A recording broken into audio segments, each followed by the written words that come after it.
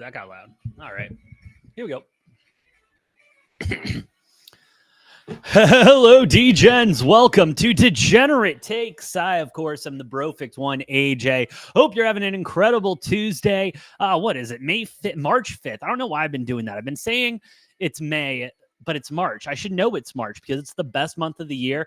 March Madness right around the corner. Conference tournaments getting started as we speak. Shout out to the A-Sun for getting it done early.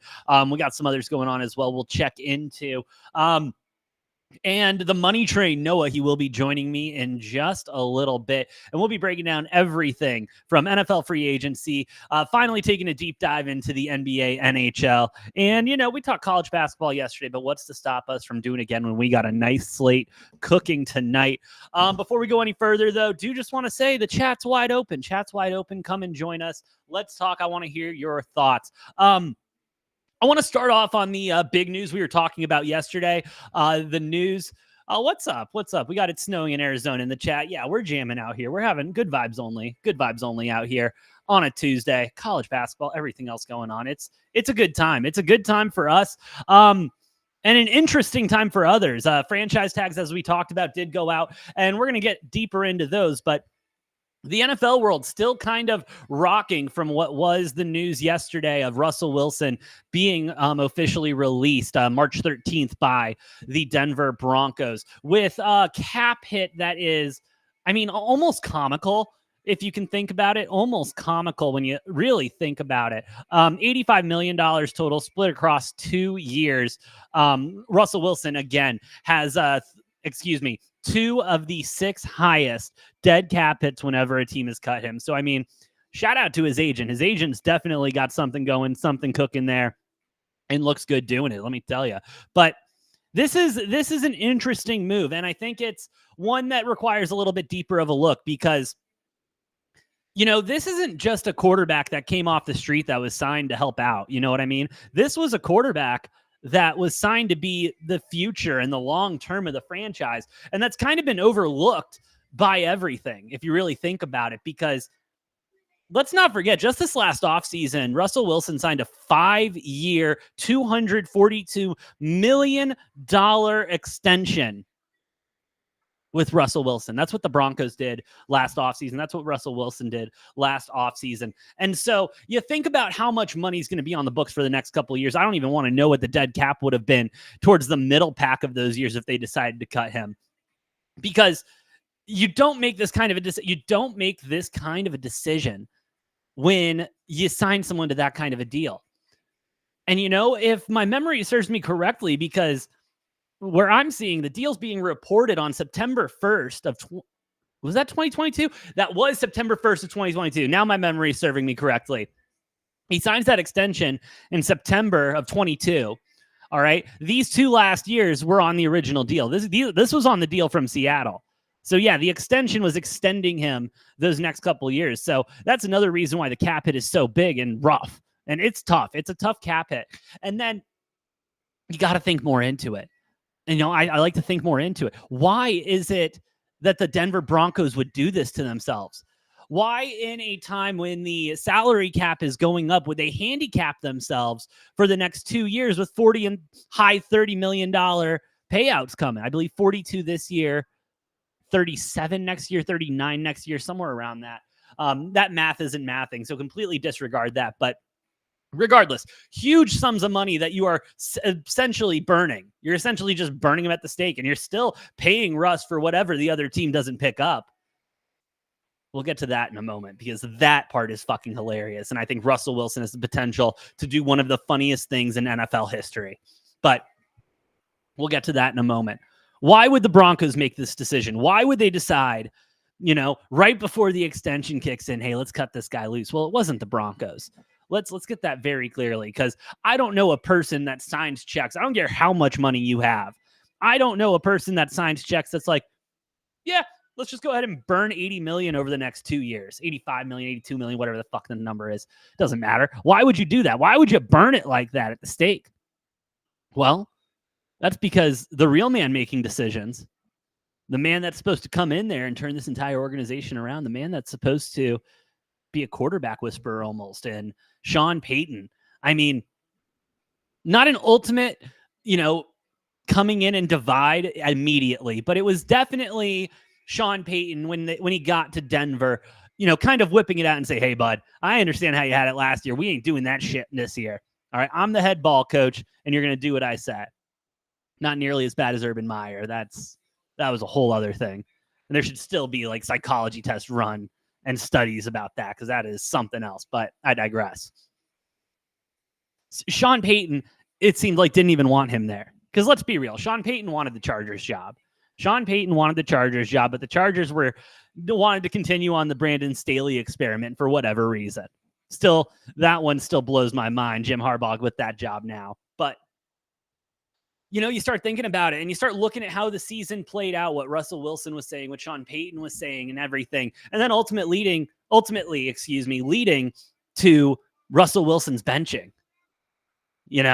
Ultimately leading to that because they knew eventually they were going to have to cut him, try to trade him, but who would trade with that extension on the back end? And Russell Wilson, a guy that, let's be real, hasn't performed up to par as most people would expect. Let Russ cook was something that we were excited to see in Denver, and then Russ cooked. And we learned that he was probably not the best chef that we've ever had. Not to say that he doesn't still have some in the tank. Not to say that he's still not a dog and go out there and win football games. But definitely needs to be surrounded by that talent maybe a little bit more than he used to, And not saying anything ill about his past Seahawk teams or anything. But again, when they won that Super Bowl, that was Legion of Boom. When they lost the Super Bowl, that was Russell Wilson and that offense. So I always like to keep that in mind. Again, they decided to throw that football. But Russell Wilson still has good football in him. I am a believer of that. And as much as I shit on Russell Wilson and all that, he shows that he has good football. And it may not be at the caliber that it was at, say, 3-4 years ago, but he still has enough to go out there and still be a starter if he wants to. And, I do think he's going to be a very attractive name, not only for his skill set, not only his experience he brings into the team, the fact that he's a veteran, the mindset that he has. He is an ultimate competitor. He takes care of himself and he wants to lead by example. Again, Russell Wilson is absolutely someone you want to have in your building. But the more attractive part of that whole thing, the more, I would say, eye-opening part. And again, this leads into Russell Wilson potentially doing the funniest thing ever in the NFL. That money that he's got, that money that's coming in from Denver, that fully guaranteed part, I believe about 39.2, maybe a little bit more. That's all guaranteed. That is 100% guaranteed in his contract. And so that means Denver has to pay that, less any amount of money that another team pays him on a contract. And so what is stopping Russell Wilson right now going to just throwing out a team, the Steelers, going to the Steelers and saying, hey, Steelers, hey, I like your offense. I like your defense. Tomlin, I want to work with you. Why don't we go ahead and I'll sign on for, let's say, vet minimum. Let's say vet min. Let me sign for vet min, 1.25. Let me sign for that because I still got all that money coming in from Denver. Oh, yeah, Walmart is still paying me, bro. We are chilling. Let me go ahead. Let me just get 1.25. Let's go out and get a bunch of rentals. Let's go get a bunch of rentals on free agency on one-year deals. Let's go around and do that because I'm only taking up 1.25 of the cap.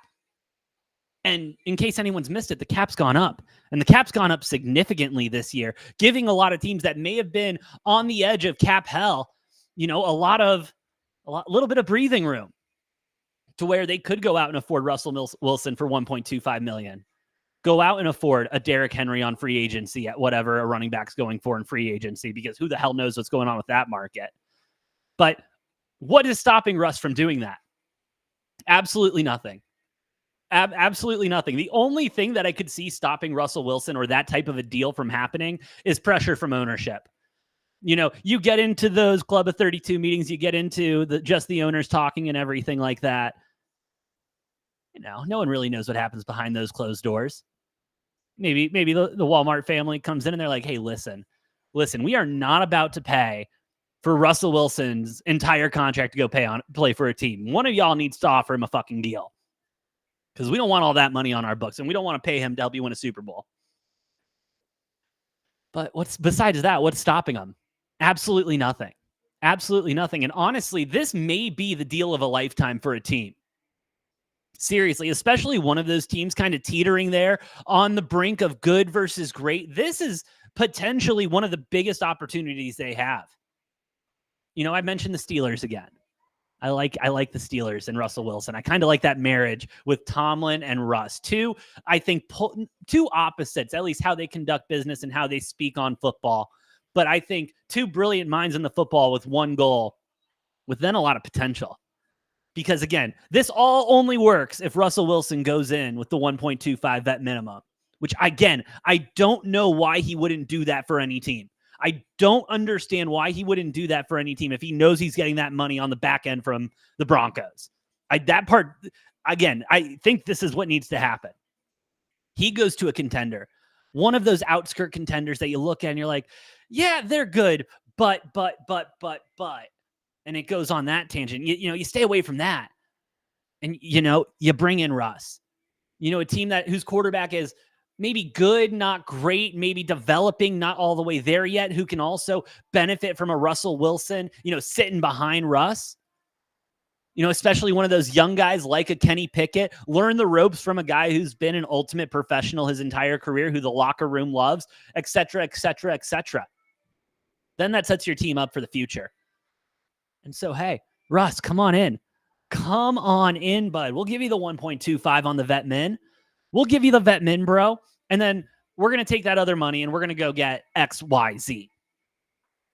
And then suddenly a team that wasn't a contender is a huge contender. Another team that comes to mind when I think of that is the Atlanta Falcons. Whoo! Atlanta Falcons. I mean, that has been a team that has been very hot on, hey, we need a quarterback, and we're going to talk to absolutely anybody who listens. Absolutely anyone who listens. Noah and I were breaking it down yesterday.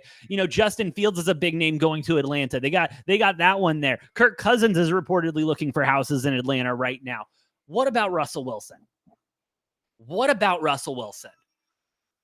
Is he better than Kirk Cousins? No, I wouldn't say that. I would say if you look at both of them, I would say they're about both equal.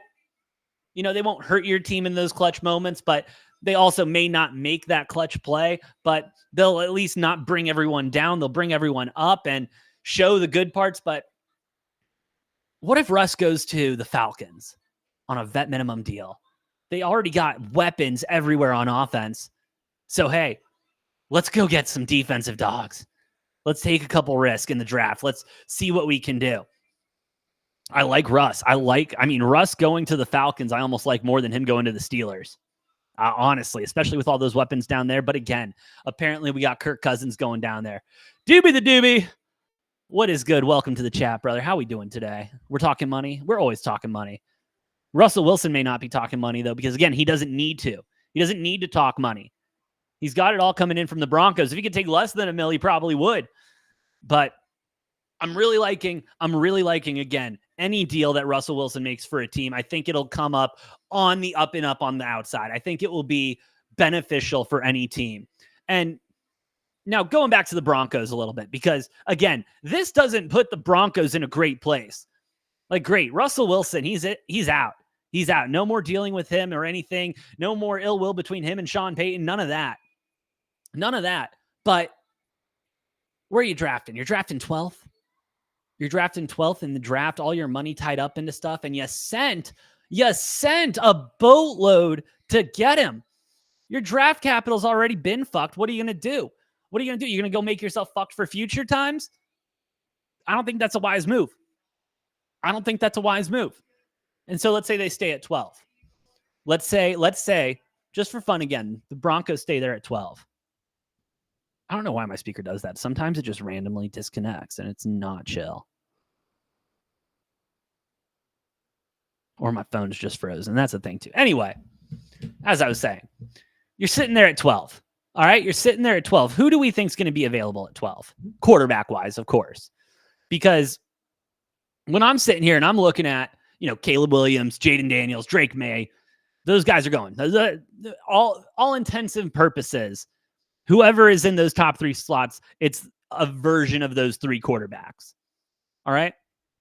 And then you got to hope and pray that no one else takes a quarterback before you. The Giants sitting there at 6, reportedly done with Daniel Jones, with what they're calling buyer's remorse, to put it politely, which, I mean, no shit.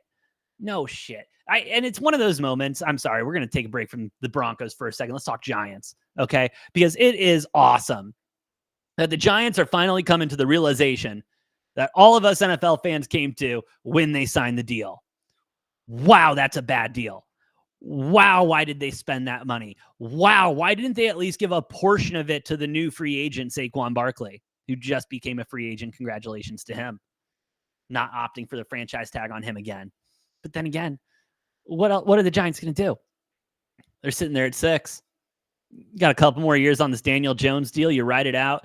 You let the new kid sit behind him for a little bit, and then you got an expensive backup for a couple years unless you can shut him off, which honestly you might be able to do.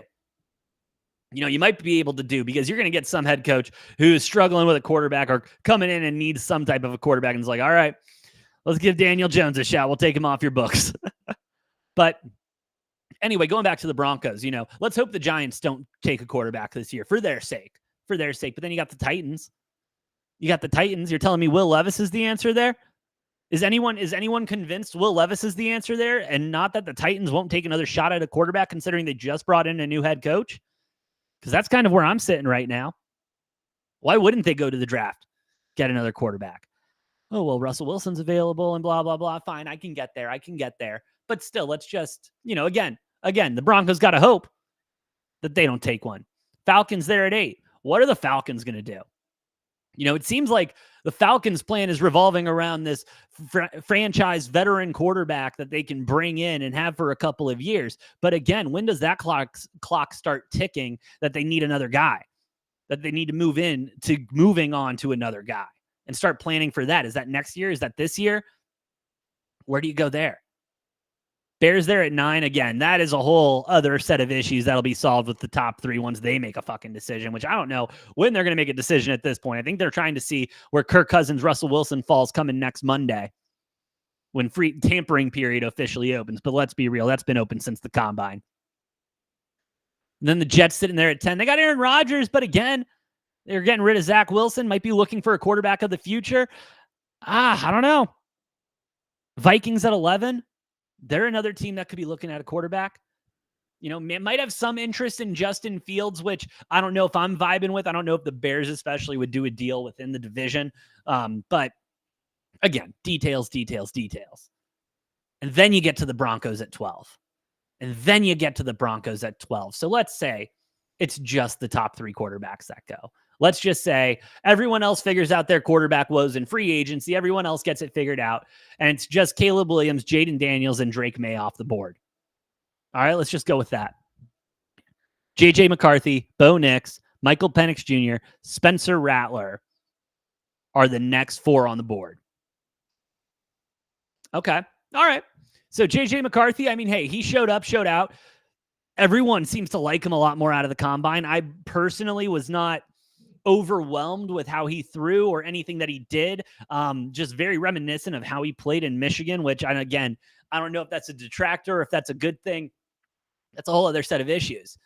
But then you get Bo Nix, Michael Penix Jr. You start getting into the quote-unquote old guard of college football. Those guys who have been around, have the experience that, not a lot of other quarterbacks coming out of the draft would. Maybe a little bit more mature, a little bit more wise, and then just needs to kind of get caught up to the speed of the game. You might be sitting there with that. Spencer Rattler.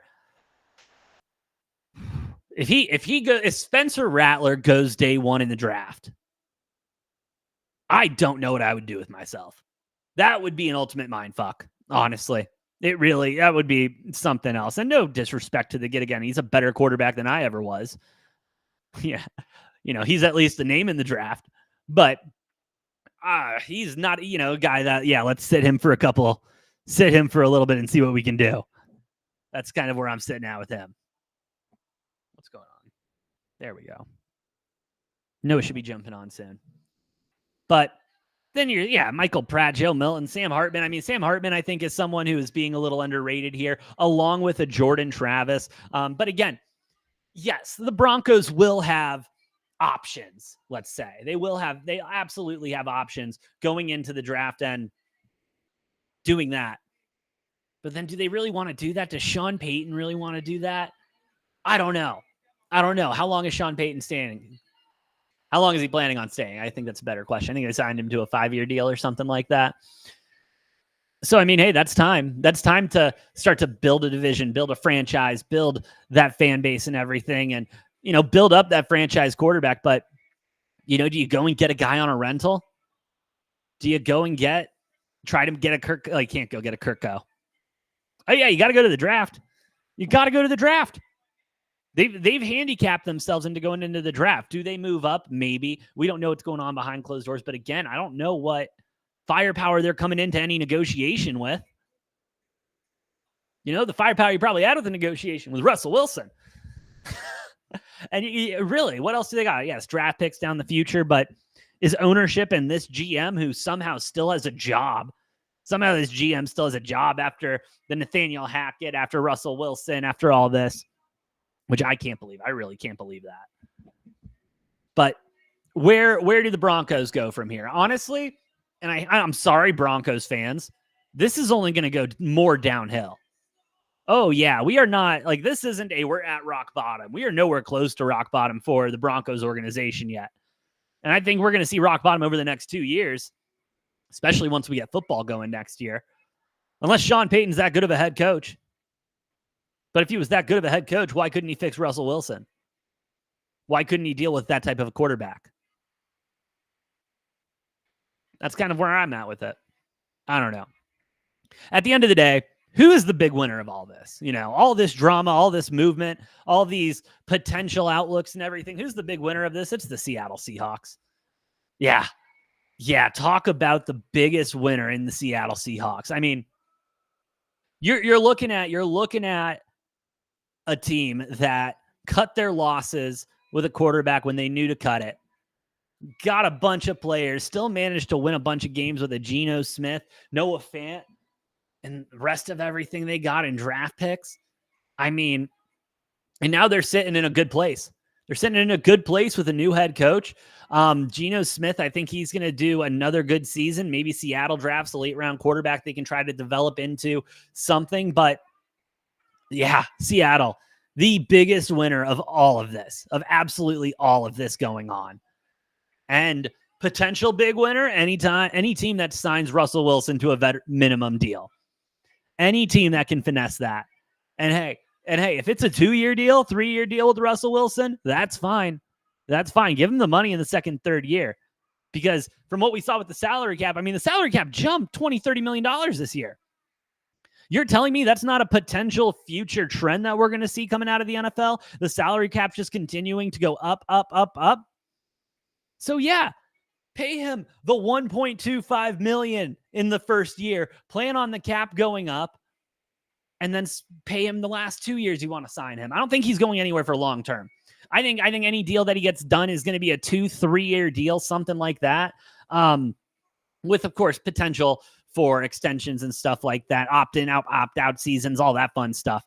But that's potentially the real winner here, is any team that can sign Russell Wilson to a vet min deal.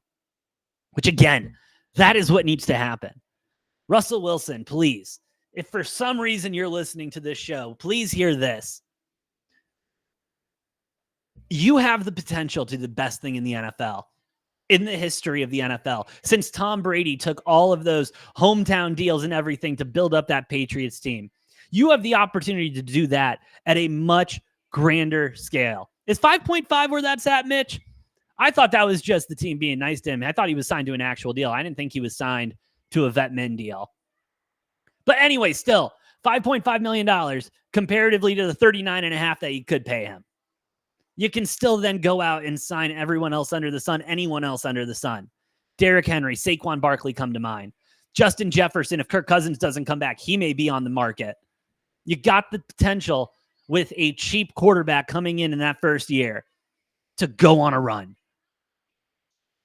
And if Russ can pull that off, If Russ can pull that off, that may be the best thing ever. Seriously. My opinion on Russell Wilson would change drastically. And let me tell you, I got some opinions about Russ because I'm a Cardinals fan. And he would torment us about twice a season for a couple of years. But again, man, the potential to do the funniest thing in the NFL. I love it. I love it. I love it. And honestly, I was thinking about it. The funniest thing in the NFL would be if the Cleveland Browns, just stick with me here. Just stick with me here. All right. Just stick with me here. Cleveland Browns go out and sign Russell Wilson on this super low, super shitty deal. All right. Yeah. They go ahead and do that. They still have, Deshaun Watson starting because they're paying him too much guaranteed money. And then, Deshaun Watson eventually gets hurt. Unfortunately, that's just been a trend. Well, last year that was the trend, obviously. And then the year before was the suspension and everything. But still, then you got Russ there. And that kind of makes me, the more I think about it now, that kind of makes me like Russell Wilson maybe taking a back seat for a year. For a year. Let's get that straight. For a year, taking a back seat. He takes a back seat and he's like, all right, I will sit back. I'll be the backup for this squad. I'll back up this squad. Absolutely. I'll back up this squad and then we'll get moving. And then I'll go move. Let me go sit down on the bench for a year, fully rehab, be that, second voice in the quarterback room, be that veteran guy there. Sure.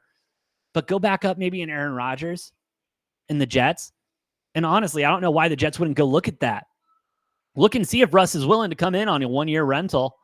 Hey, come in, back up Aaron Rodgers so that we can guarantee that we have a quarterback, if he goes down, a quarterback that's proven, a veteran quarterback, been there, done that, can take a team to the playoffs, can win in the playoffs.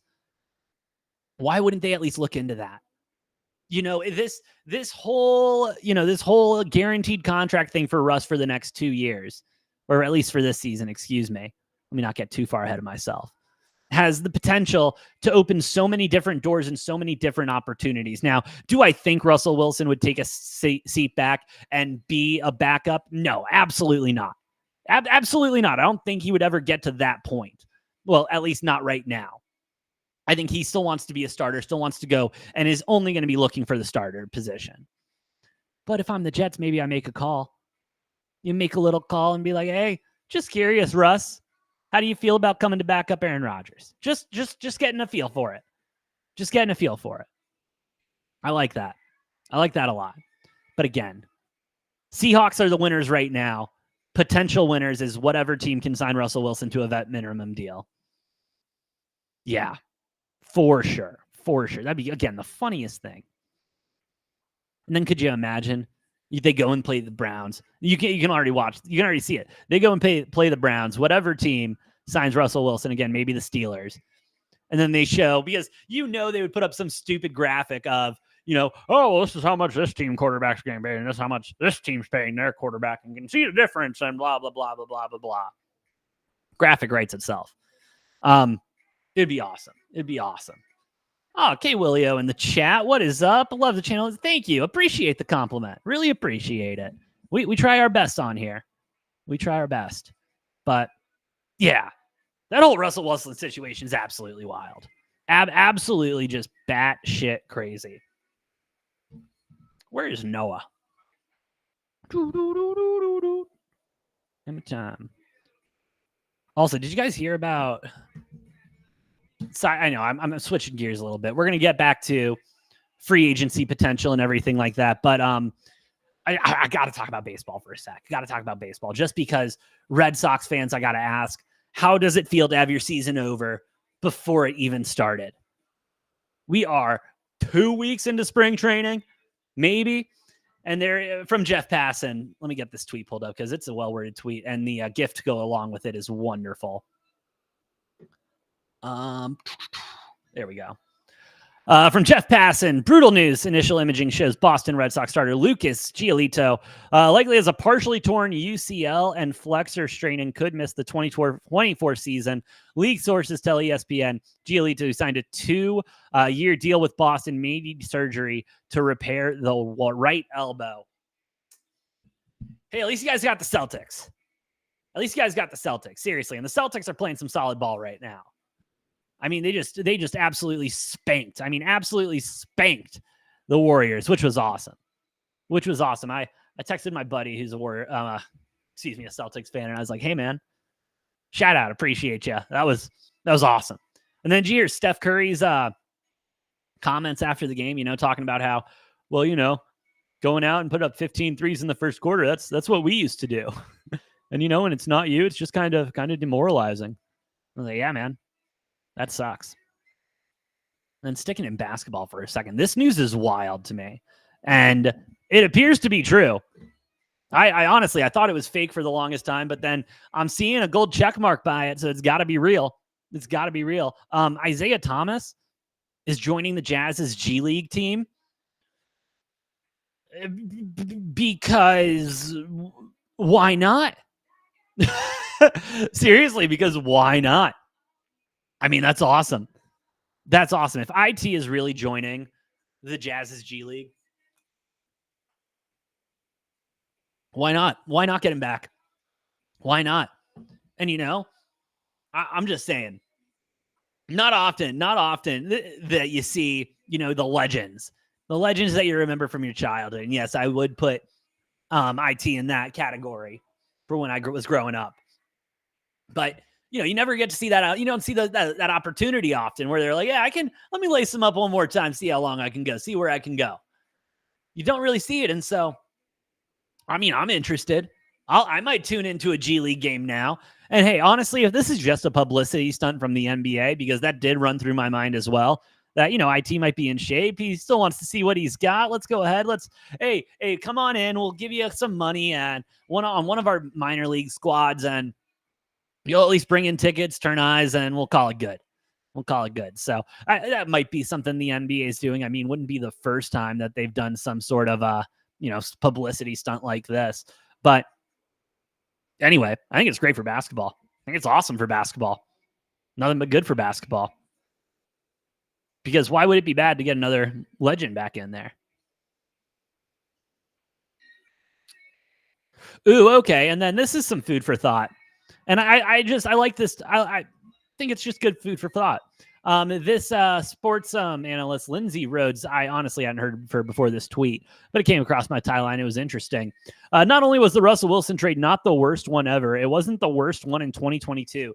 Cleveland gave up 3 ones, a 3, a 4, and a fully guaranteed $230 million contract for a guy that's played in 12 of 34 games and has an EPA CPOE composite score that ranks 35 in the last 2 years.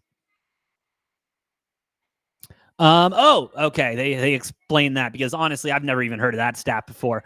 Expected points added and completion percentage over expectation, which sounds like the most bullshit made up stat I've ever heard of personally, but does have kind of a point here.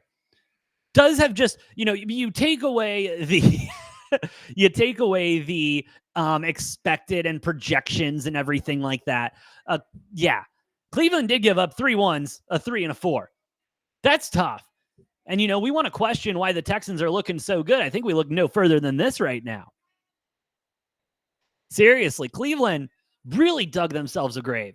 And that was after having a quarterback that took them to the playoffs for the first time in a long time, which is awesome. I still love that that Cleveland is paying for it. I really do. Oh, there it is. All right. But yeah, no, Cleveland has been just an absolute train wreck. And honestly, the only upside I see potentially right now is the fact that they might keep Joe Flacco in the building. They might keep Joe Flacco in the building, and hey, at least keep those good vibes going, because I'm not sure if much good vibes are there with Deshaun Watson in the building. But let me tell you, the good vibes have come in this building, because now joining us, the man with the numbers, sportsbook whisperer, college basketball guru, daddy of the diamond, all hail the king of the links, the prop, prince of the props. Excuse me. It's still a new nickname, so I'm still getting used to wording that in. The Money Train, Noah. Noah, how you doing on this beautiful Tuesday? Doing great. Yeah, work that into your flow. Got to get the right flow for it. Make sure it feels comfortable for you, AJ. Yeah. Don't want to have it feel forced, anything like that. I just feel like once I start getting the flow, you know what I mean? Like it'll be there. It'll be Oh, there yeah. because now I got no problem with the doubt, yeah. laundry list of bullshit that I got to say before I introduce you now. It's, so just got to start working it in there. We haven't had a new nickname in a while, but Noah, for a long time, I'm not going to lie, I've been live for a while now, and I've just been talking about the Russell Wilson debacle and what possibilities it opens. And I really want your thoughts on this main one that I have. Russell Wilson, as I've been saying, has the potential to do one of the funniest things in the NFL ever. And that is go to a team that's a possible contender, maybe missing a quarterback, maybe a couple other positions that they do need to spend some money on. But he's getting paid by the Broncos this year. He's getting paid by the Broncos this year. I didn't realize the details of it when we were talking yesterday. So it's beneficial for him to take the vet minimum because the Broncos owe him $39 million. Whatever contract any team that he ends up on comes out of that $39 million, and the Broncos just have to pay the difference. Nobody's going to pay Russell Wilson over $39 million a year. No shot. So if you're him, you might as well take the vet minimum, count hardly anything against the salary cap, and you're still getting your $39 million, regardless of what team that paycheck is coming from. And so you might as well benefit the team that you're going to and let the Broncos pay the difference. I'm glad I didn't even need to take a horse to water there. I mean, you just jumped right in there. No, that's exactly what I was going to lay out for you. And honestly, and it behooves any team to not do that. Hey, Russ, let's sign you for a 3-year deal, but we are giving you vet minimum the first year or 2 years, however long we can stretch that out. Because we want to take advantage of that. You do it for the first year for sure. And then you talk about maybe restructuring a contract. I don't know what after this next season, I don't know what that looks like.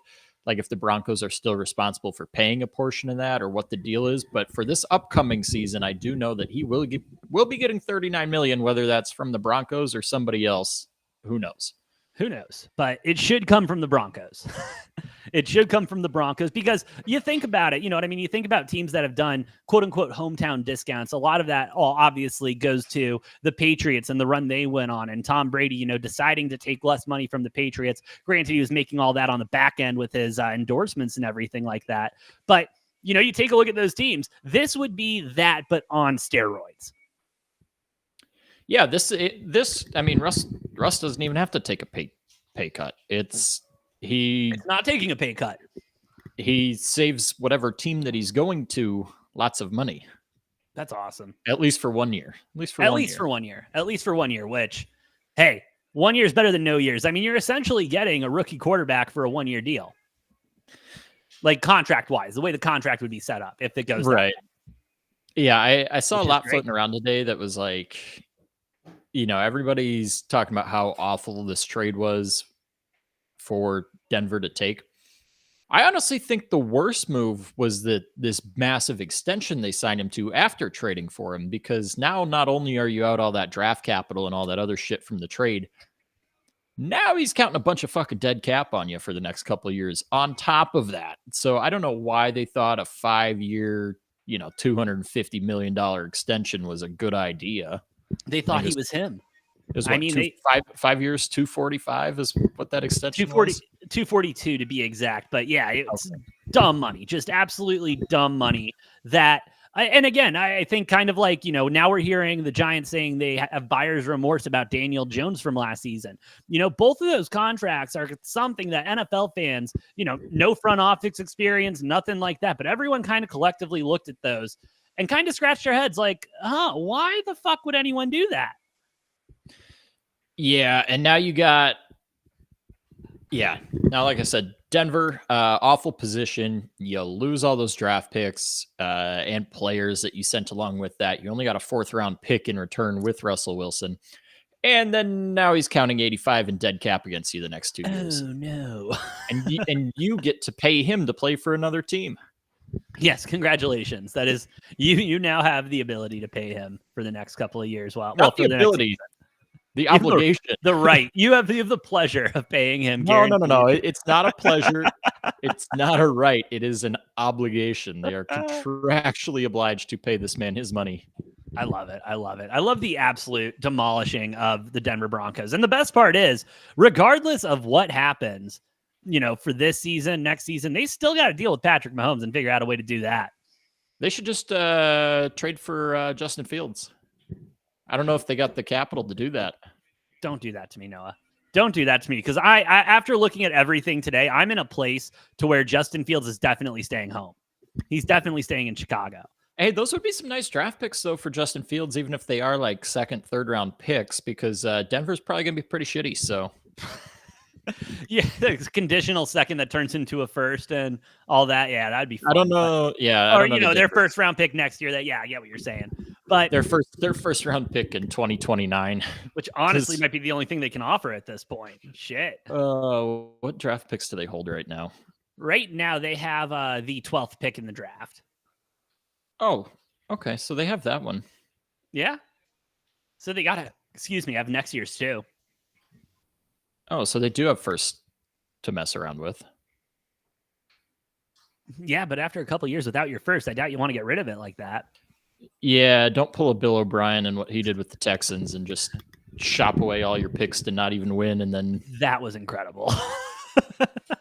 Shout out to the Texans organization I was expecting them to be in a terrible situation after Bill O'Brien for a good 5-6+ years. And they really figured out a way, because the return they got on Watson. That's the only reason. Because a tweet came up earlier today, and I was actually just talking about it before you came on, talking about how Russell Wilson was not the worst trade ever and not the worst trade in 2022. Cleveland gave up 3 1s, a 3, a 4, and a fully guaranteed $230 million contract for a guy that's played 12 of 34 games and some other bullshit stats that she threw in there.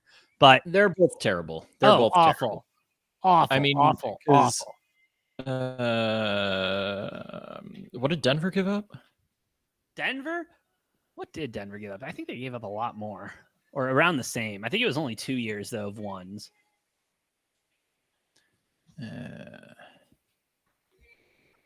It was 2 first rounds, 2 second rounds, a 5th round, tight end Noah Fant, quarterback Drew Lock, and defensive end Shelby Harris. Yeah, well, Drew Lock doesn't fucking matter, but yeah, I don't know. That's tough. I mean, both awful. Both really bad, yeah. Both teams made awful contract decisions with those two respective players. Terrible. I mean, at least Russell Wilson, it's just his, personality and quirkiness that's annoying. He's not a sexual predator or anything, so I guess I don't know. Both trades were awful. Both contracts were awful. So yeah, both teams do not look good coming out of this. There's just no way. Yeah, that's some terrible GM work on both ends. Terrible GM. And yeah, I mean the Texans made out a lot better than Seattle did. Like Seattle, they did okay in that trade. Whereas, I think the Texans got an A+, and I'd give an F to the Browns, I'd give an F to the Broncos, but Seattle, I'm grading it maybe a B- with that trade. Yeah. So it's not like Seattle came out absolutely on top on that one. I mean, obviously way better than Denver did, but the Texans, what they got for that Watson trade was much, much better than the haul that Seattle got. Oh, absolutely. No, absolutely. Yeah, that's awesome. That's all awesome. But Noah, I mean, a lot have happened in the NFL the last couple of days, and that's honestly because today was franchise tag deadline day. Yep, or we got a lot of tags today. Got a lot of tags today. Let's roll through them real quick, Noah, as we've got I'm not sharing the screen. I got to share the screen in order to show the people. That's my bad. Do you have the list of who each team tagged? Oh, yeah, right here for you, Noah. Baltimore Ravens with Justin Madubuike. Madubuike. Thank you, Noah. Panthers. What? Oh, I was going to say, I think I like that for the Ravens. Oh, let me run through the list and then we'll break them down. Okay. Panthers going with Brian Burns there. Chicago Bears with Jalen Johnson. Cincinnati Bengals, T. Higgins. Indianapolis Colts, Michael Pittman Jr. Jacksonville Jaguars, Josh Allen. Kansas City Chiefs, L'Jarius Sneed. And Tampa Bay with Antonio Winfield Jr. And then you do have Did I see Antonio? Antoine Winfield Jr. And Kyle Duger getting the transitional tag for the Pats. Noah, you like the Justin tag there for the Ravens? Yeah. It'll be interesting to see too with these how many of these turn into longer term contracts. Like I know the Panthers tagged Brian Burns, who for him kind of sucks because obviously franchise tag, you get paid the average of the top 5 at your position. Burns is so if you're a top 5 guy, that sucks. Yeah. If you're not top 5 at your position, hell yeah, franchise tag, you're making more money than you would have been. Like I don't understand the Bengals tagging T. Higgins. That one's a little bit of a head scratcher. Like T. Higgins is great and all, but to pay T. Higgins top 5 or what really is a little bit higher than top 5 money because it's the average of the top 5 receivers. Yeah. Like that's a lot of fucking money for 1 year of T. Higgins. Yeah, but they got to pay. End up elsewhere. Like they got to pay Jamar Chase though, don't they? Right. So I like the whole T. Higgins thing. Like if that's me, I think I probably just rip the Band-Aid off. You're going to be a little shorter at receiver for 1 year, but I don't know. I mean, the Bengals had plenty of salary cap, so I guess I'm fine with that. Yeah, Bucks franchise tagging Antoine Winfield Jr. actually probably the cheaper route than signing him to a contract right now because he was set to reset the safety market and be the highest paid safety in the NFL. So they're actually getting a slightly discounted rate on Antoine Winfield Jr. by keeping him franchise tagged. He may be one of those players they tag 2 or 3 years in a row just to avoid paying him what he deserves, absolutely. which is kind of shitty, but hey, it worked out for Kirk Cousins. Yeah, Kirk Cousins, he's been franchise tagged 3 times in his career. I mean, good for him. Now he's probably going to go, and in free agency, the Falcons are going to make him the highest paid quarterback in the NFL. So Kirk's done well for himself financially. He has, absolutely. There's no secret about that. No. I think he's in the top 5. He might be 3rd all time in the NFL in career earnings. Yeah, that's just salary earnings. That's not taking into account endorsements, anything off the field. That's just salary earnings. And I think he's like 3rd all time and on pace to be 1st in the next 4 or 5 years. He's a dog. I like the Bears franchise tagging Jalen Johnson after the season he just had. I love it. I think that's going to be another one. I think that the Bears are going to look to hopefully sign him to a long-term deal. And who else was on that list? You got Michael Pittman for the Colts. The Colts, that's kind of the big one. The Colts using their franchise tag for the first time since 2013 when they franchise tagged Pat McAfee. So that one made its rounds on Twitter today. But I think you're overpaying for Pittman. However, unlike the Bengals, the Colts don't really have another good receiving option. I mean, Downs had a good rookie year, but you're not banking on a second year Downs as your primary receiver. Oh God, no. So I'm okay with that for the Colts, although you are overpaying for Pittman, but it's only 1 year, so it's not the end of the world. Unlike with T. Higgins, which I don't hate the T. Higgins franchise tag because, like I said, the Bengals do have a lot of salary cap room to play with. But if I'm the Bengals, I'd work on, I'd rather, if I'm the GM of the Bengals, I think I'd rather spend that money on the defense and the offensive line rather than, they got great receivers, but I mean, it's nice to have 3 great receivers, but this draft is so heavy with rookie receivers that having a Jamar Chase 1, who's arguably the best receiver in the NFL, I think he's I would say 3rd best, maybe personally 3rd or 4th. And then you got Tyler Boyd, who's been very good. And then there's so many good rookie receivers that you could easily fill that in and not pay the, 20 plus mil a year for T. Higgins for this year. No, that's fair. That's fair. And I mean, at the end of the day, the Colts really didn't have a choice. I mean, it's one of those damned if you didn't, damned if you don't. They couldn't get to a deal. Let's tag him. Let's keep working. Keep working on it and not let him just go and sign with someone, because he's one of those guys that would get signed that day one of tampering period or whatever. I'm kind of surprised at some of the teams not using their tags. Such as? Well, I think I was shocked that the Giants decided not to tag Saquon.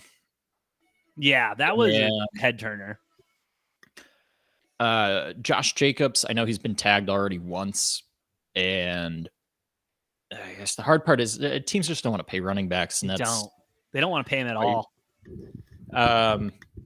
Derrick Henry, I'm not surprised by. It was kind of time for the Titans and Derrick Henry to split ways. Yeah, and he already said goodbye to the fans and everything. And yeah, I think Derrick Henry is going to get a decent vet contract as a running back. He's one of the few veteran running backs who is actually like desirable. Yeah, like I don't think he's going to be in a Dalvin Cook situation where he's getting paid $1.5-2 million a year. No, going somewhere, because not that Dalvin doesn't still have good football in him. It was just like his price tag met that, because it's like, okay, how much value does he add? I think Derrick Henry's clearly still a very big deal, especially if you can bring him into a system and limit his reps, give him 10 to 12 touches a game, or you just use him as a goal line and third and fourth and short guy. And third and Henry, let's go. If Derrick Henry's got fresh fucking legs all season and you're just using him when you need 1 to 3 yards every time, he's going to be money. It's going to be like it's going to be just about as money as the tush push if you can put him behind a good offensive line, which is why I really, really want him on the Packers. Packers do have a good offensive line, and I think you're getting most of those, and 1 and 2 yard gains that you need when you got a guy that big behind a good offensive line that can get a push. That'd be a game changer. That'd be an absolute game changer for any team. Honestly, any team, even if you don't have the best offensive line, you're telling me Derrick Henry's not going to run over at least 2 motherfuckers if he's got fresh legs? And I think he could hit 1,000 yards in a season now with 17 games in the season on only 10 to 12 carries a game. Oh, absolutely. Like, the Titans have been handing the ball off to him 25 times a game, basically on average. And you cut that in half or a little less than half, he's going to be fresh all season. Oh, and watch his average yards per run go up if a team that he lands on limits his carries. I bet his average goes up. I can see that. I could totally see that. Averaging like 7 yards a carry. Some stupid shit like that, like 6-7 yards a carry. Dude, there'll be a part in the season if that is the case where he's averaging like 15 yards a carry. Like, because it'll be like just such a low number. You know what I mean? He'll break off like 3 of his 5 runs will be for 12 yards or something like that. And then he'll break off another one for 20. He'll have some games where he's got 10 carries for 110 yards and 2 touchdowns. Oh, man. But Josh Jacobs is going to get paid, I think, because he's coming out of his rookie contract, then franchised 1 year. I think he's young enough. He will get paid. Eckler, I think, will be a great addition to wherever he ends up. I think he's definitely got good football left in him. He's a very versatile back out of the backfield. Now he's going to be pissed off because the Chargers didn't pay him and nobody else is going to pay him what he wants to be paid. But he's on the older side. Eckler is. He's been in the league for a while, but I still think there's some good football there. And then obviously Saquon and Josh Jacobs they'll get paid. They'll get paid. You think those are the first 2 off the board, or you think Henry's off first? Well, that's the question, because Henry's going to be a cheaper price tag, right? Like you're looking.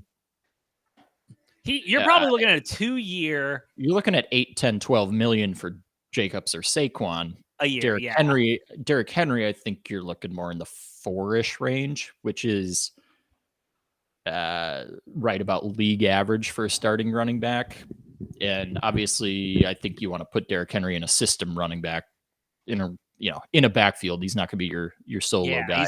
He's not your bell cow back like he used to be. He's your guy that comes in, as we've talked about, third down or inches or whatever. But would you be comfortable paying him? Let's say he wants to come to the Pack, Noah. Let's say, because you are part owner of the Packers. So, let's say $6.5 million for 2 years, $6.5 million a year. So that's what, 13 mil for the next 2 years plus incentives? I'd be okay with 6.5. Like, so 13 mil plus, let's say 4 mil of extensions. Incentives. So $17 million over 2 years.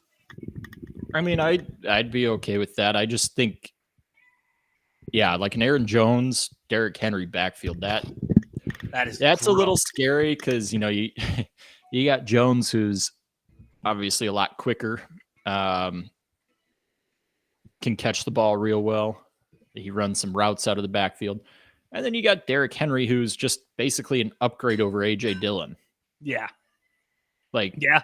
very similar style of runner. AJ Dillon did have great hands. Derrick Henry's are okay.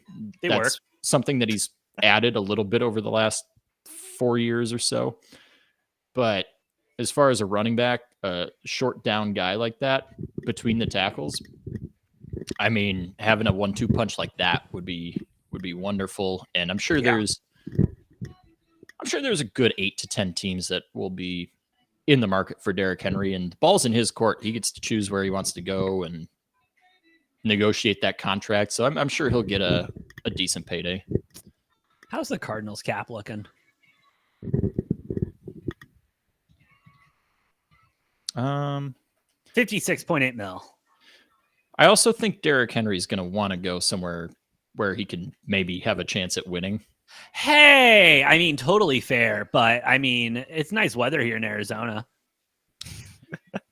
Yeah, it's just, later in your career with a lot of these players, they're especially a player who's been on a team that's not been that great for most of their career. I get it, but it'd be kind of hilarious to have a backfield of Derrick Henry and Kyler Murray. Call it Jack and the Beanstalk. We have the Jack and the Beanstalk backfield now. Yeah, I don't think he'll go to Houston because I think they're probably going to end up with Saquon, so they're not going to go both of them. Baltimore could be a landing place for Derrick Henry. I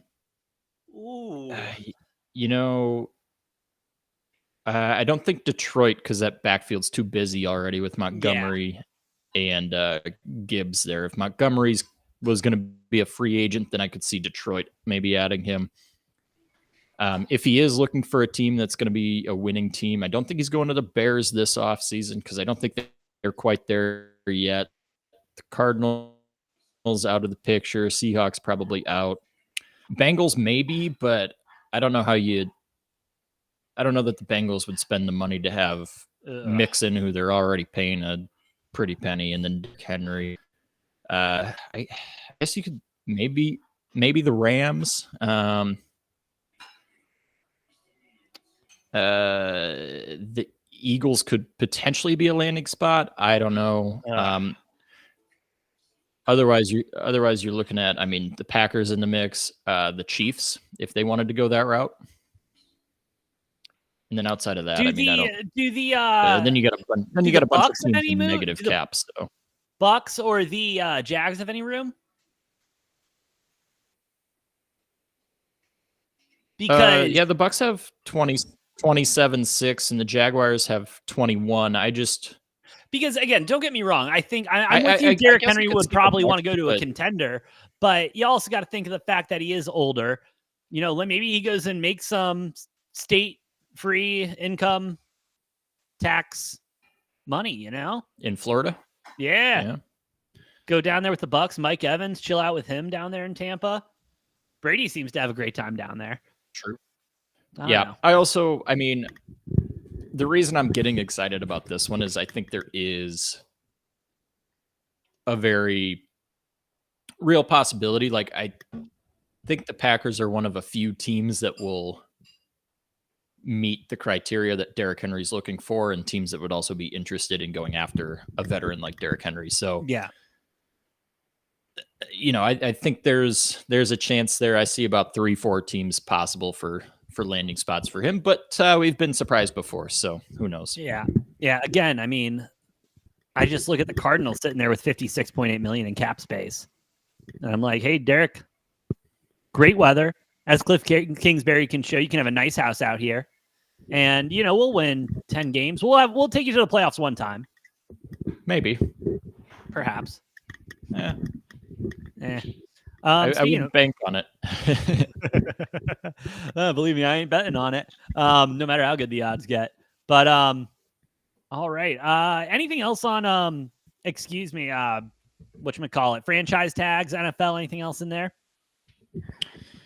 No, other than I will say the Bucks franchise tagging Winfield makes me now, like I said last night, much more a believer that Baker will not be wearing a Buccaneers uniform next year.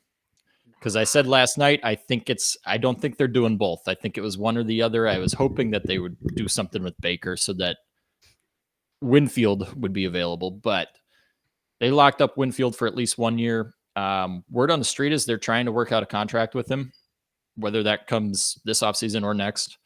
Bucks are trying to keep Winfield there for the long haul.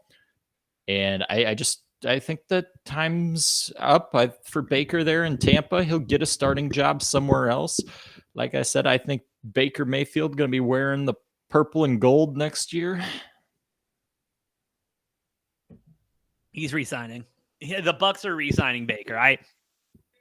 You don't make the moves that you've made if you're not re-signing a quarterback that you have full confidence in, a quarterback who you know what you're getting from him, and you're re-signing Baker Mayfield. You know exactly what you're going to get from him. You liked the chemistry that he was building up at the end of the season. You re-sign Mike Evans, and something's in the works, bro.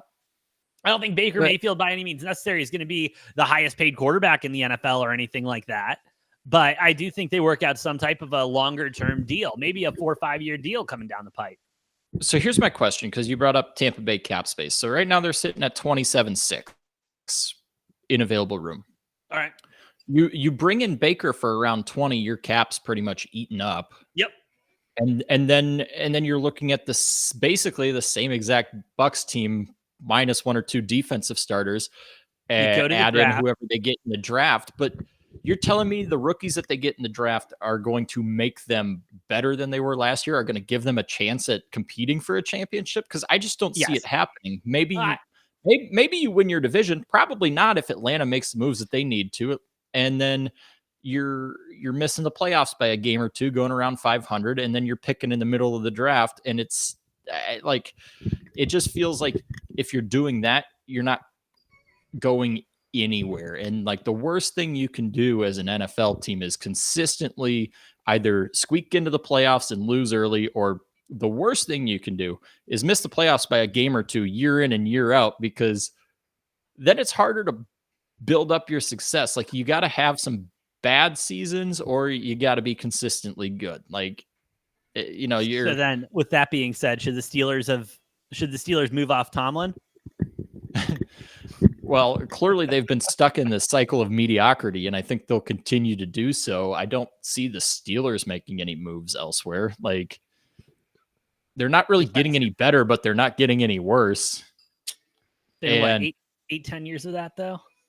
Yeah, and that's got to drive you crazy as a fan or as a player. Like, finishing middle of the pack every single time. Like, you're never bad, but you're never good. No, you're guaranteed to be above 500.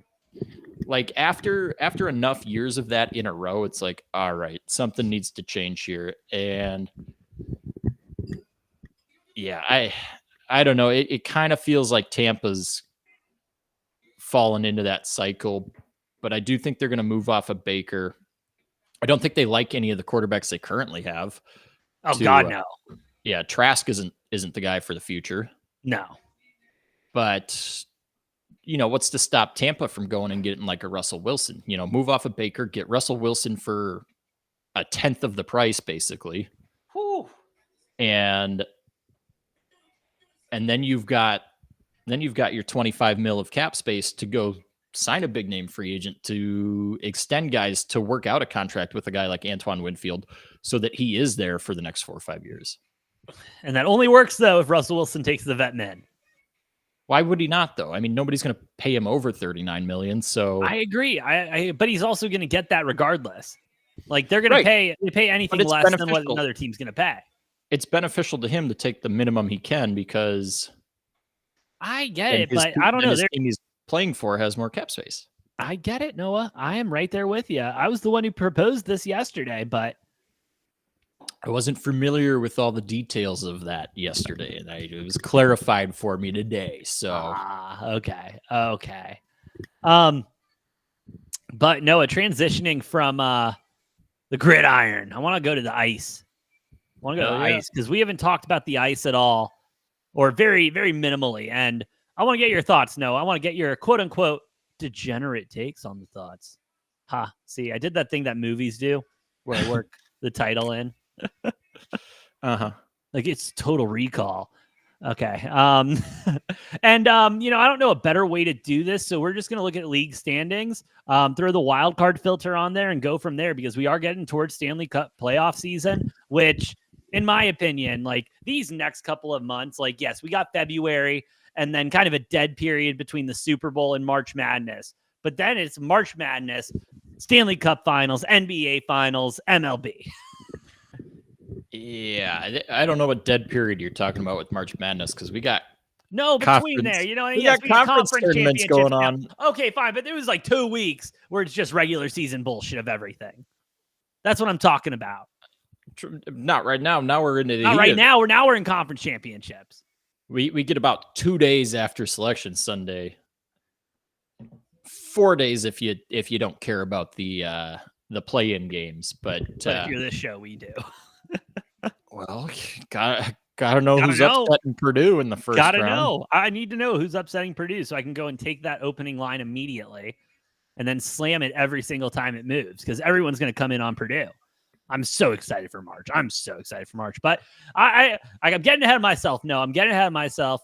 Let's talk NHL. I'm going to pull up the conference game. Let's start in the East, Noah. Let's start in the East where we've got the Panthers reigning large right now, sitting up top with the Bruins and Leafs behind them in the Atlantic. In the Metro, you're looking at the Rangers, Hurricanes, and Flyers in the top 3 spots. The Red Wings and Tampa Bay Lightning taking up the wild card, and then a mismatch of teams. One team in particular falling off from the start of the season, the New Jersey Devils, who I thought were going to be a little bit more competitive. But Noah, I mean, looking at the East, I mean, kind of give me your general thoughts. How we feeling or what teams are really standing out to you? Just give me the ice, bro.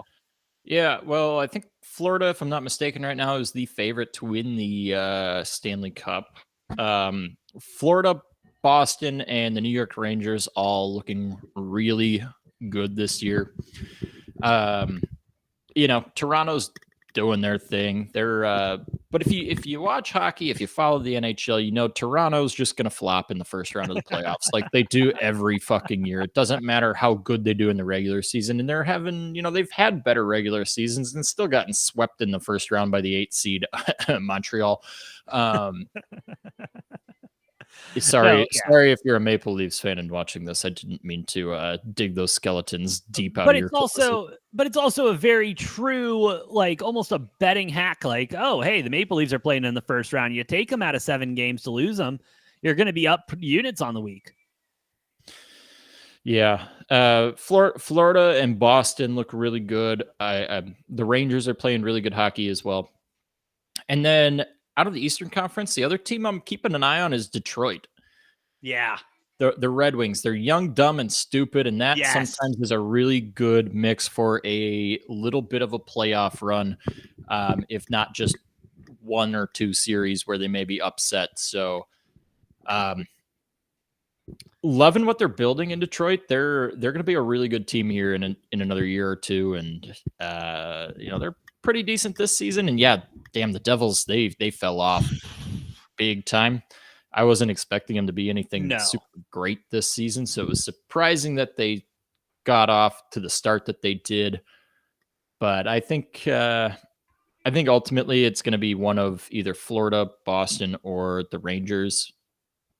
Some combination of the 3 of them probably in the Eastern Conference Finals. Yeah. I know that's very chalky. They are the top 3 teams right now, but for a reason. I kind of want to throw the Red Wings in there. I mean, listen, I understand what you're saying, Noah, but like about the Red Wings, but this is a team that as of like towards the end of last season, they kind of had their come together moment where they started playing really well, playing really good, had a good offseason, and we've just been seeing it continue now. They've been a team that whenever I see them on when I do my sports betting live, like I can talk, the live betting show, it's, hey, let's take them, let's keep it moving. And they're a scrappy team. And as you said, Noah, you don't know what you don't know. Let's see what the boys can do in the playoffs. Well, I think we might get an upset week out of them, an upset series out of them, and go from there. To an extent, right? Like that kind of works for a series, maybe two. I think they could shock for two series and then make it to the Eastern Conference Finals potentially, but I don't see them making a Stanley Cup final. I don't see some historic Cinderella run out of them. They'll probably end up in a wild card. Maybe not, but if they don't end up in a wild card, they're in a 3 seed and playing on the road at what division are they in? They're in the Metro, right? Yeah. Yeah. So, on the road against the Rangers or most likely like Carolina or Philly. If they end up playing at Philly, That's think a tough one. I like the Red Wings to win that series. Carolina would be tough, but I could see them winning that. I don't see them winning a series after that, playing 4 games on the road in that series against the New York Rangers. Like, no. Like that That's that tough. I don't see, but they'll be an exciting team to watch come playoff time, especially. And they've been fun this season. So looking forward to see what happens there. Like I said, I do expect some combination of Florida, Boston, and New York in that Eastern Conference Finals. Fair enough. Do want to make one correction. The Oilers are actually the betting favorites at plus 675. Panthers and Bruins behind them. Panthers at 700. Bruins at 900. How the fuck are the Oilers the favorite? Because Connor McDavid. I mean, he's kind of a stud. Yeah, but right now, but also, much like the Maple Leafs, what the fuck have the Oilers done in the playoffs? They do the same thing. They lose in the first round every year. Well, if I can get to the fucking Western Conference standings, no, I'll let you know what they've done, okay? Sorry, I jumped the gun. God, man, I understand. You don't like the Oilers. I get it. I don't like them either in the playoffs. I have nothing against them. They just lose in the playoffs every year early. I know. Like I said, I don't like them in the playoffs, but hey, they're still doing things. And just because neither you or I will take them in the future doesn't mean that others won't, but you have better bets that you can make. Winnipeg Jets in the Central, along with the Stars and the Avalanche for the top 3. Coming out of the tight race. Very tight. I love what the Jets are doing right now. Canucks, Oilers, and the Knights coming out of the Pacific. And the wild card, you got the Kings and the Predators. Noah, I do want to point to one thing that I think is the most important thing we can look at for the NHL season. Arizona Coyotes are not in the bottom. They are not. We are a hockey town. We are developing into a hockey town, Noah. They had a winning record for the first month or two of the season. You bet your ass we did. And guess what? Next year, no, it's going to be the first 3 months of the season. And then the year after that, and the year after that, they might get a wild card spot in the playoffs in 3 years. No, let's not get crazy. I was going to say we might have a stadium in 3 years, and then we make the wild card. might be playing in a different city by then. No, we won't do that. Could you imagine though if the Coyotes accidentally fuck around next season and find out and make a Stanley Cup playoff run, and there's got to be Stanley Cup playoffs in Mullet Arena? NHL wouldn't allow that. Well, NHL wouldn't allow that. Here's the problem. By the time they make it to the playoffs, they will be playing in Quebec. They will not be playing in Quebec. Arizona. So listen, shit on it all you want that Arizona is not a hockey town and everything like that. Whenever a good team comes to Arizona, those games sell out. Even when we were at that piece of shit jobbing.com arena. All right. Even there, when I would go to a Red Wings game, I would go to a Blackhawks game, I would go to a Canucks game. All of those are sold out because all of them come here. All those fans come here and they go to watch the other team. And so don't get me wrong. There's no Coyotes fans out here, or they're very few and far between, but everyone goes to watch the other team play. That's just Arizona sports. And eventually you get fans and everything. You got to get close to winning a title before you get fans. Look at the Arizona Diamondbacks, but that's just Arizona sports. I'm going to contest that big time. Go ahead. My buddy went to a Kings game. And had to get standing room only tickets. LA Kings, bro. Is this at ASU's arena? Because there's only about 6,000 seats in that. No. So that was at ASU. I'm talking at jobbing.com in Glendale. You get sellouts for any time you got any of those big teams coming in there. You cannot think so, Noah, but I've seen it with my own eyes. I've been there. Because their biggest thing was that their average attendance was under 5,000. So I don't know what average. Average attendance. So when were they fucking selling out 15, 16,000 seats if their average attendance was 4,800? Like, again, it wasn't every game, Noah. I'm not saying they sold out every single game because they wouldn't sell out a game against the Ducks. They wouldn't sell out a game against the Canucks. But they would sell out a game against the Blackhawks.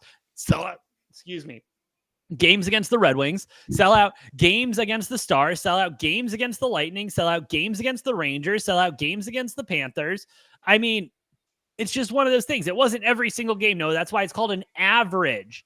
Okay. Usually you're the math guy here, but average, you got to add up all the numbers, divide by the number of numbers, and that's how you get an average.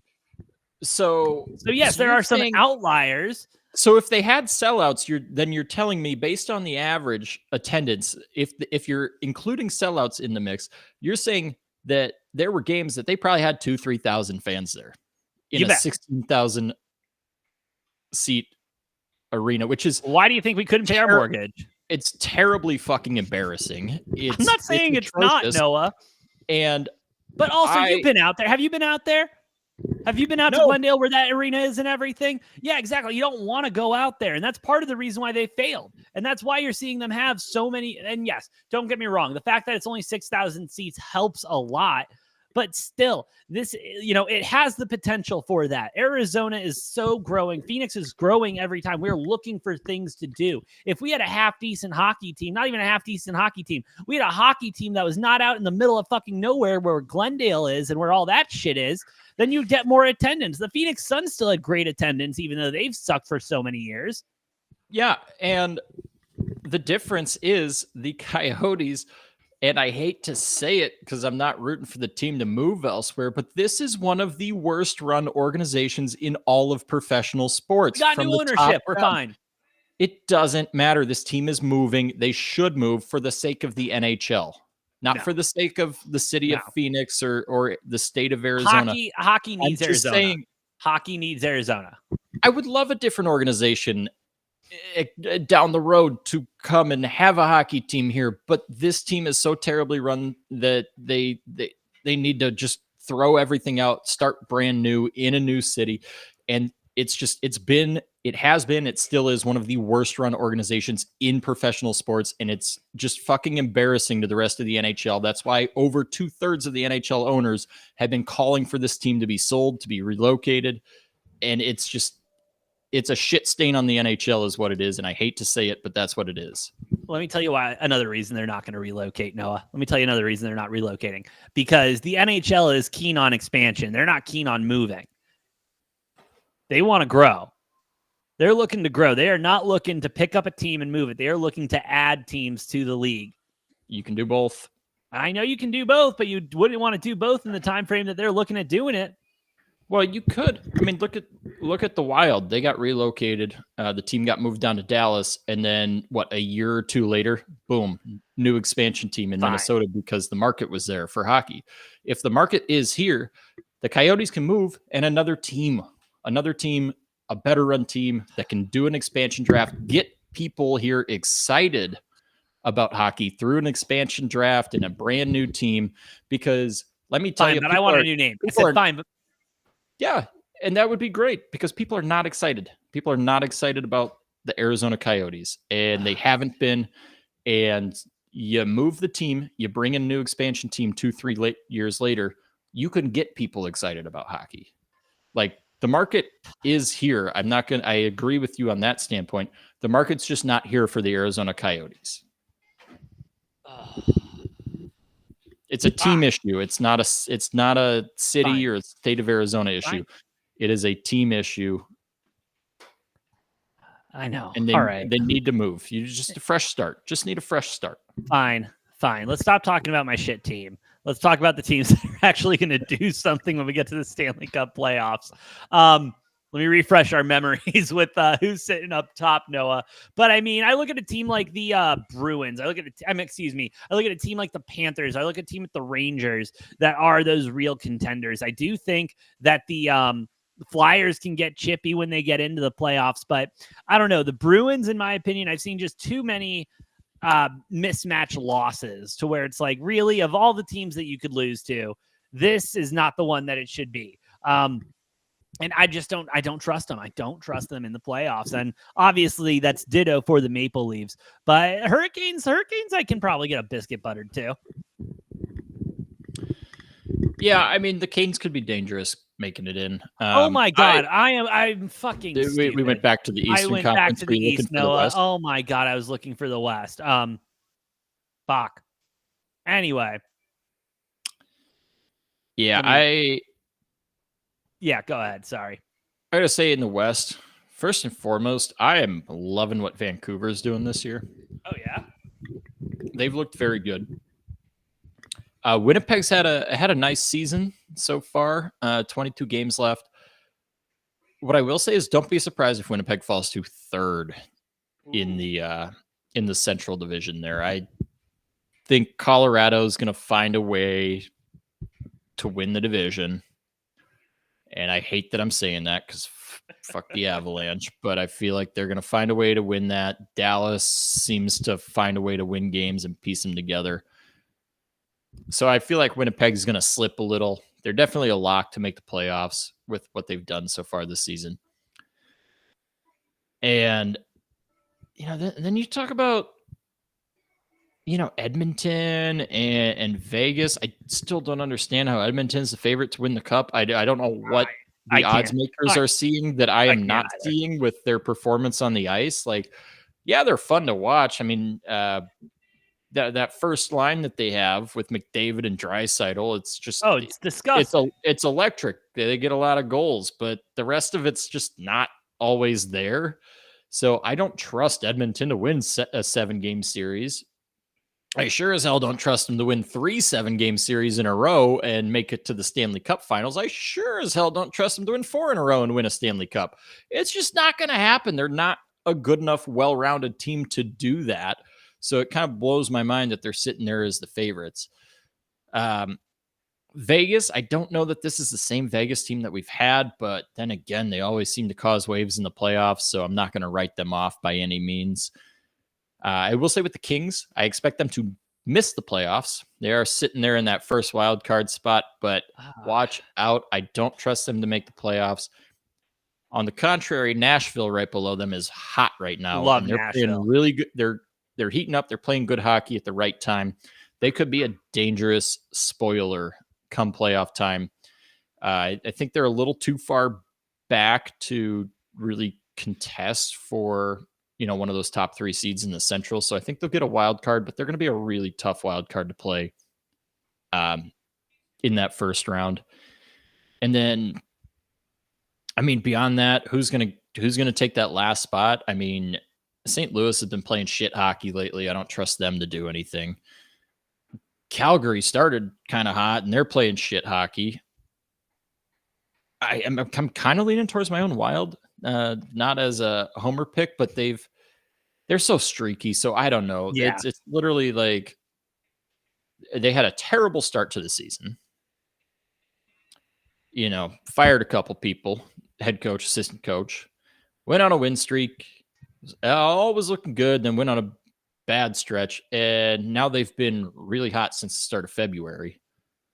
And so if they can continue what they're doing, I mean, I'm optimistic because we're getting hot at the right time. We're winning a lot of games since, like I said, the start of February. Yeah. So I think the Wild will be a threat to make a push. I think St. Louis and Calgary are trending in the wrong direction. Not really sure what Seattle's doing other than just being mediocre.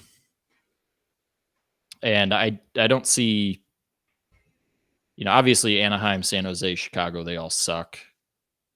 The Yotes, they were playing better hockey at the beginning of the season than they are now, but they have won a couple, like I think 3 of their last 4 or something like that. So we'll see if they can piece something together. But the Yotes might be a little too far back, being about 17 points back from a wild card spot with 20-ish games left. Sorry, give me 1 second. I'm trying to double confirm some news I just saw. Uh-oh.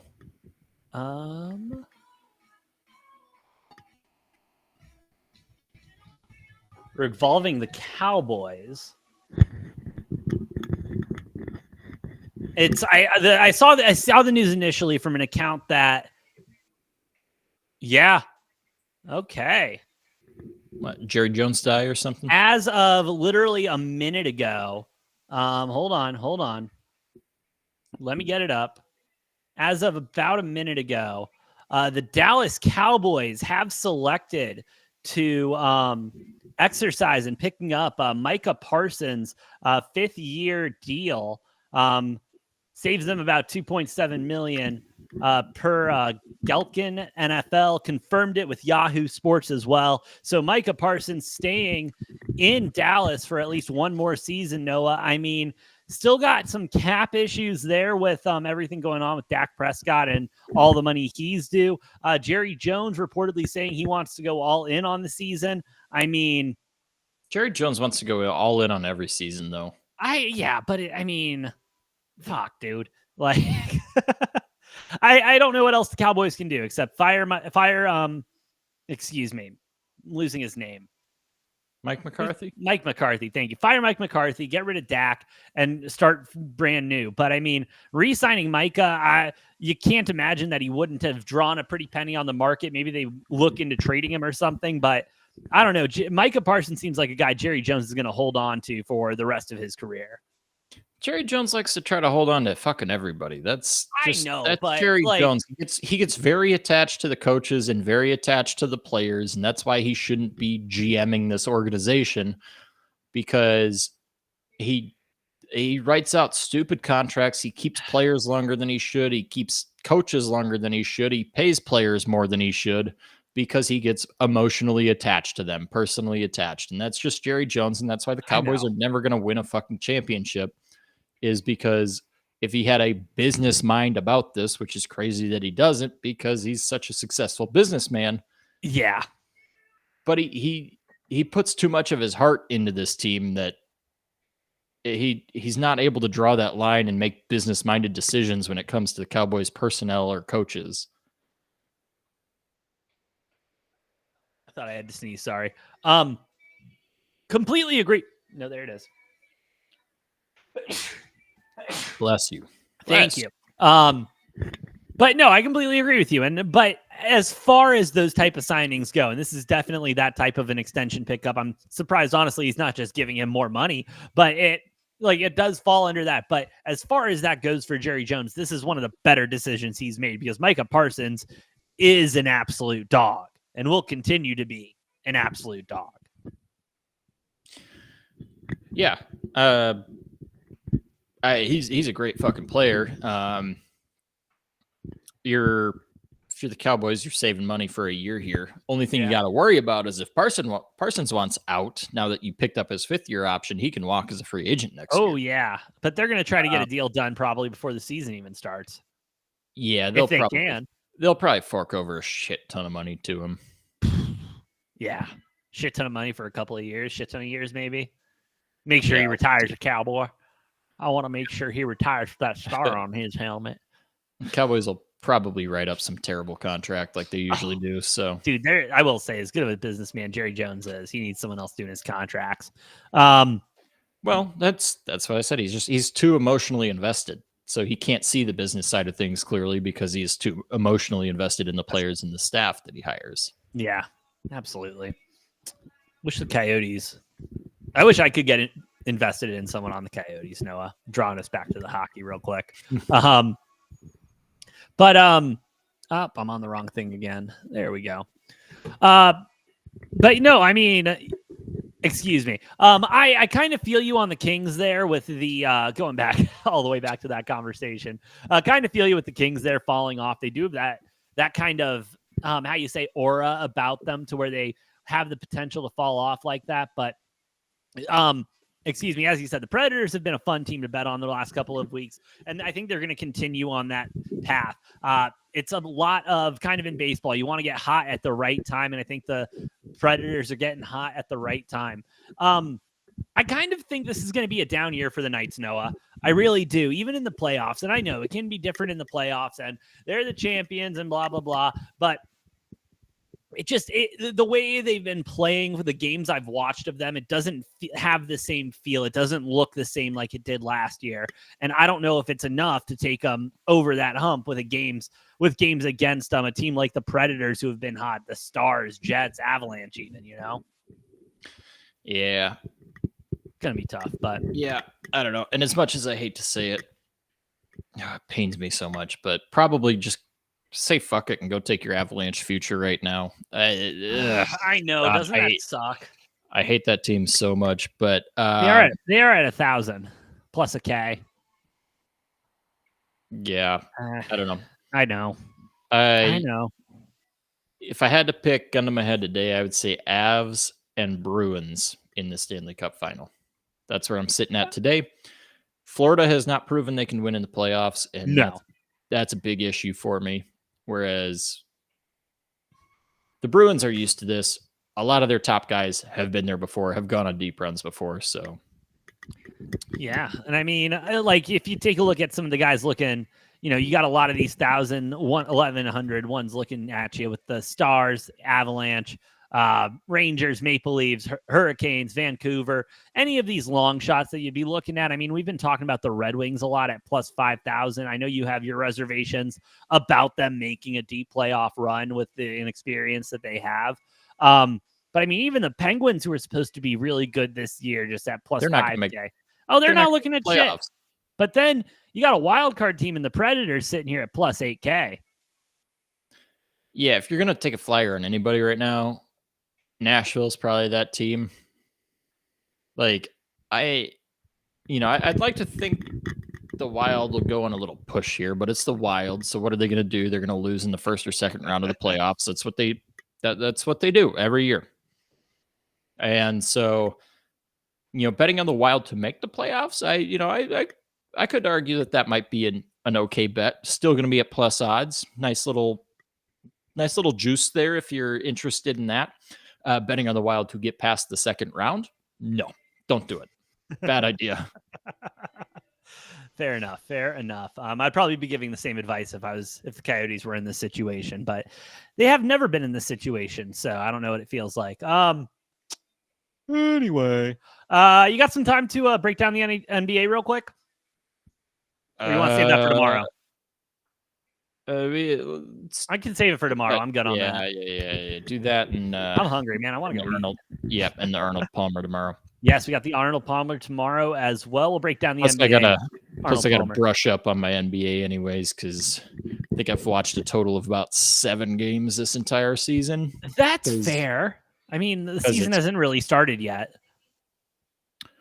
Right, and like I say all the time, and sorry if you're an NBA fan, but NBA regular season is garbage basketball. It really is. That's my opinion. We'll still cover it. I still we still cover it. Yeah, we talk about it. They're at, but God, it's not fun to watch. I don't get it. College basketball is so much better. I know. So much more entertaining. It is in my opinion too. But I have hit 2 first basket scorers in the last 2 weeks, Noah. Well, shit, you'll have to let me know. I just wait until I get the promo things, because usually about once a week on DraftKings, they're like, hey, bet first basket scorer in this game and get a get a $1 bonus bet for every 3-pointer made. And I found pretty much every NBA game, there's more than 25 3-pointers made in the game. So I put my $25 bet on a first basket score. I've lost every single one, but I think the lowest free bet that I've gotten off of that was 27. So I'm like, all right, you're just juicing up my next bet. So yeah, I'm 2-0 in the last 2 weeks on a Thursday betting first basket scores. Who did I take tonight? I don't even remember who I took. I took some player on some team to make the first basket. That's all I know. Oh, is the Magic and the Hornets, which this might be the first one that didn't return what I want it to. 13 and 12. Well, 25. There you go. I got my bet back. Unless Bridges made the first basket, and then I won a good amount. But good. But yeah, I think that's all we got tonight. We will break down the NBA and the Arnold Palmer tomorrow. With all that being said, thank you all for listening. Thank you all for watching. Shout out to the 15 people over there on X still watching and the 11 people over on Rumble. Appreciate y'all. And if you really like what we're cooking, hit that like button. Helps us out a lot more than you know. But we will be live tomorrow. But all that being said, I, of course, am the Brofect1 AJ. That's the Money Train Noah. And we'll see you next time on Degenerate Takes.